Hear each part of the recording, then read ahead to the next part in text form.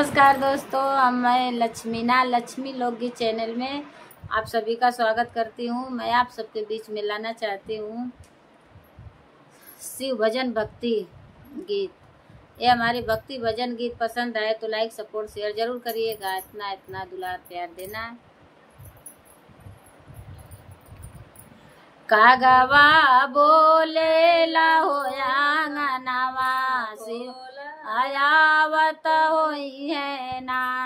कागवा बोले लाहो आंगनवा शिवजी आवत होई है ना। शिवजी के भजना नाही जलवली दुखवा को लगली ना। शिवजी के दिया नाही जलवली दुखवा रोव लगली ना। शिवजी सोचन न हो समझन धन बरसाव लगल ना। शिवजी सोचन न हो समझन धन बरसाव हो लगल ना। कागवा बोले लाहो आंगनवा शिवजी आवत होई है ना। शिव के आंगन नाही लगवली दुखवा रोव हो लगली ना। शिव के भंगिया नाही पिसवली दुखवा रोव हो लगली ना। शिवजी सोचन न हो समझन धन बरसाव लगल ना। शिवजी सोचन न हो समझन धन बरसाव हो लगल ना। कागवा बोले लाहो आंगनवा शिवजी आवत होई है ना। शिवजी के आसन नाही लगवली दुखवा रोव हो लगली ना।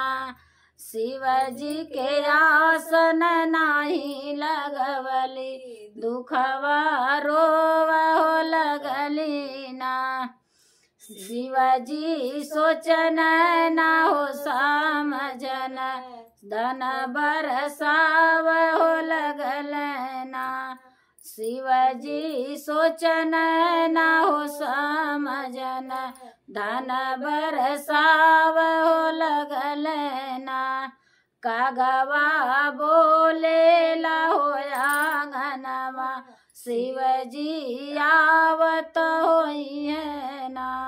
कागवा बोले लाहो आंगनवा शिवजी आवत होई है ना। शिवजी के भोगवा नाही लगवली शिव रोव हो लगली ना।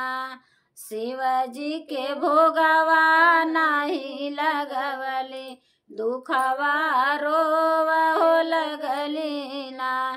शिवजी सोचन न हो समझन धन बरसाव हो लगल ना।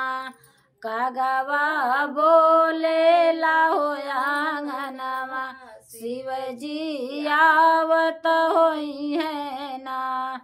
कागवा बोले लाहो आंगनवा शिवजी आवत होई है ना।